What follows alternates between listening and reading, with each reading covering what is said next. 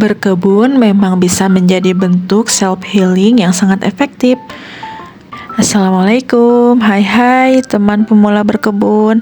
Kembali lagi di channel Cerita Kebun Ziad. Cerita dari kebun dan kebun punya cerita. Di video kali ini saya akan memanfaatkan botol bekas untuk menanam tanaman pakcoy yang sudah waktunya pindah tanam.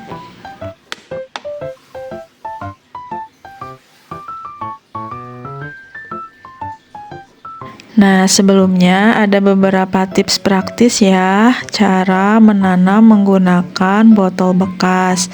Nah, yang pertama, pilih botol yang food grade ya, dan bersih untuk menghindari kontaminasi bahan-bahan kimia.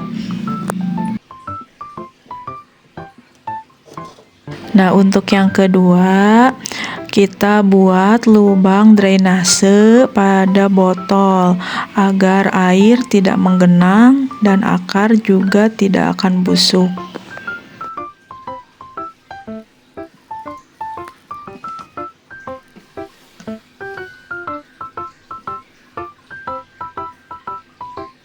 Nah, untuk botol transparan, teman-teman juga harus pertimbangkan ya, membungkus bagian akar dengan kertas gelap agar tidak ditumbuhi lumut.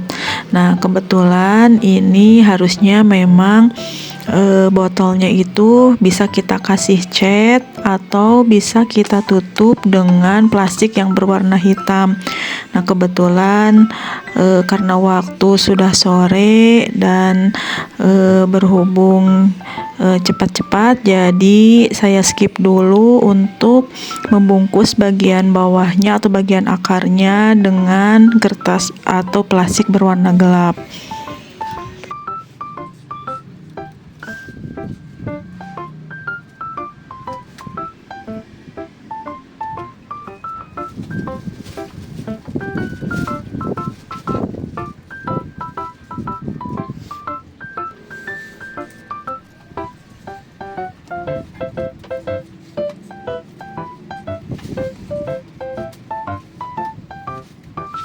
Nah, botolnya ini kita bagi dua terlebih dahulu ya, supaya nanti ketika akan menyimpannya pada rak, botol ini bisa dipergunakan dan bisa berdiri dengan tegak. Nah, caranya bisa teman-teman lihat ya, tinggal teman-teman gunting setengah atau 1/3 bagiannya dulu, kemudian kita ukur kira-kira berapa senti, kurang lebih sekitar 2-3 senti ya, supaya nanti botol aqua ini bisa berdiri pada raknya.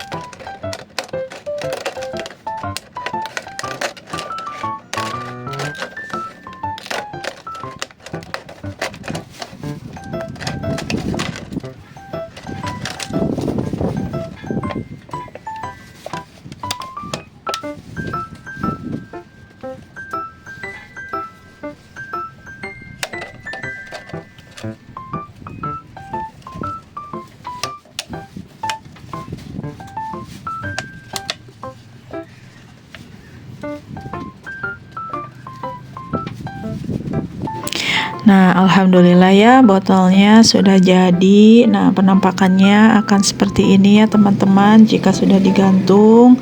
Nah, ini nanti kita akan beri tanah dan kita akan beri tanaman masing-masing satu buah. Nah, berhubung saya berkebun itu di rooftop atas ya atau di balkon. Nah, jadi berkebunnya itu bukan di halaman rumah yang punya tanah yang luas ya teman-teman. Jadi saya memanfaatkan balkon untuk berkebun.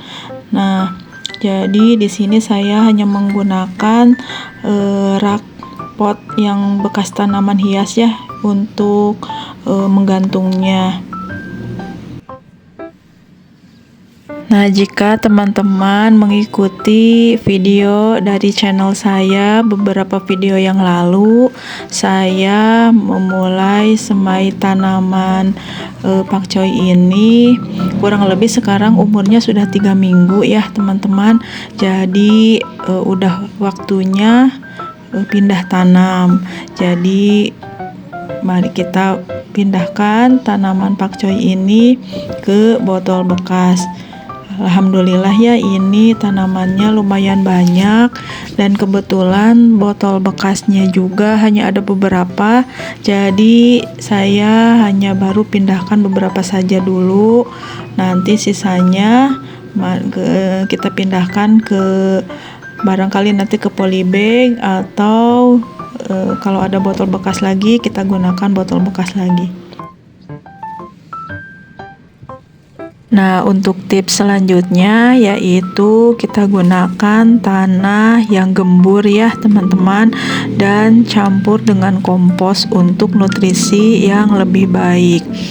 Nah, teman-teman juga bisa melihat video sebelumnya bagaimana kita menggunakan atau cara menggunakan media untuk menanam tanaman.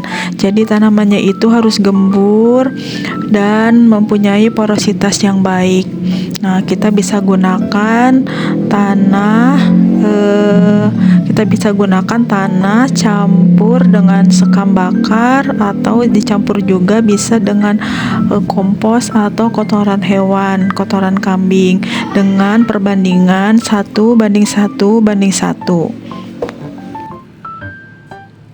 Nah, kita bisa masukkan satu persatu tanaman ke dalam botol bekas ya. Jadi botol bekasnya itu dari satu botol bekas itu kita bisa mendapatkan 2 tanaman. Jadi botol bekasnya karena dibagi 2, jadi kita bisa mendapatkan 2 tanaman pakcoy.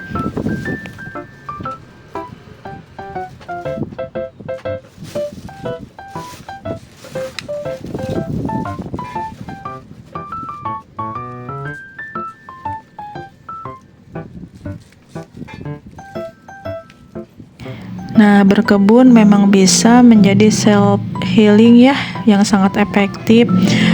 Kenapa berkebun juga punya kekuatan menyembuhkan secara mental dan emosional.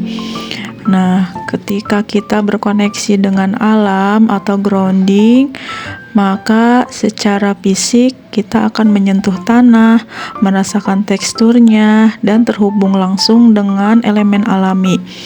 Ada beberapa penelitian yang menunjukkan bahwa bakteri baik dalam tanah bisa meningkatkan produksi serotonin di otak kita, yaitu hormon yang membuat kita merasa bahagia dan tenang.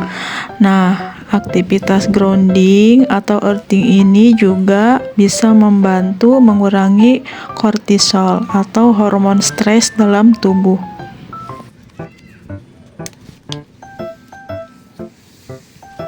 Nah, saat kita menyiram tanaman, memangkas daun, atau mencabut rumput, maka pikiran kita fokus pada gerakan tangan dan apa yang ada di depan mata. Maka ini adalah bentuk meditasi bergerak yang membuat kita tidak terjebak dalam kecemasan.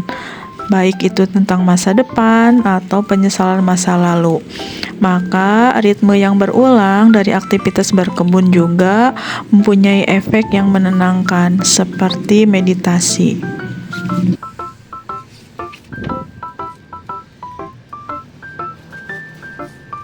Tanaman juga mengajarkan kita bahwa pertumbuhan itu butuh waktu, tidak bisa dipercepat, harus melalui prosesnya. Nah, ini membantu kita belajar bersabar dengan diri sendiri dan proses hidup kita. Maka berkebun juga akan mengajarkan bagaimana penerimaan. Kadang-kadang tanaman kita mesti kita rawat dengan baik, kadang cuaca tidak mendukung.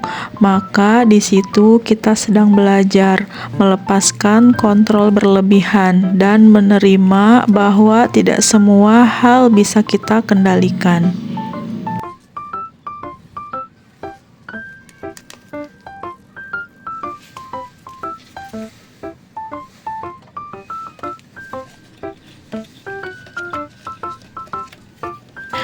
Bagi orang yang cenderung overthinking atau terus-menerus memikirkan masalah yang sama, berkebun memberi distraksi yang sehat.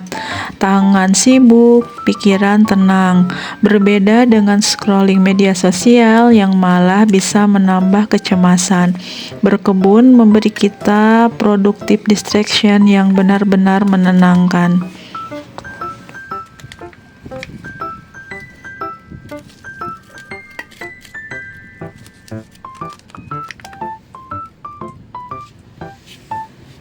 Maka setiap biji yang kita tanam adalah simbol harapan untuk masa depan.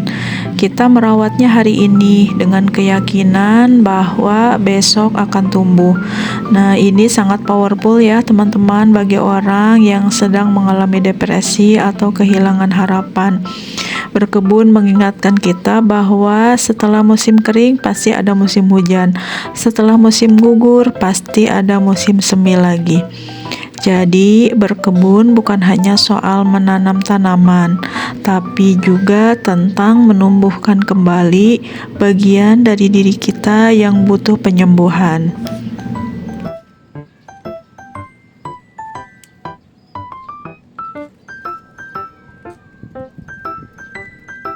Di dunia yang kadang-kadang di luar kendali kita, berkebun juga memberikan kita ruang kecil yang bisa kita atur sendiri. Kita memutuskan apa yang akan kita tanam, kapan kita menyiramnya, bagaimana kita merawatnya. Nah, di sana ada kepuasan yang mendalam ketika kita melihat hasil dari usaha kita.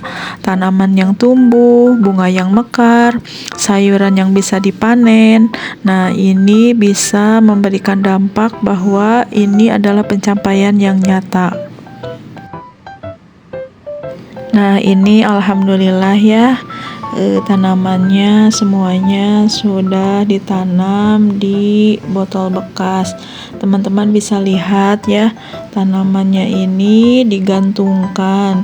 Jadi ketika teman-teman menyiramnya itu akan gampang ya, karena posisi botolnya ini menggantung. Selain itu, yang pastinya adalah hemat tempat, karena posisinya ini menggantung, jadi masih ada space tempat di bawahnya ketika teman-teman ingin menanam tanaman yang lainnya. Nah, untuk berkebun di lahan sempit ini dirasa cukup efektif ya teman-teman, karena di samping kita bisa mengolah botol bekas atau sampah yang tidak terpakai lagi, nah kita bisa gunakan juga untuk tanaman.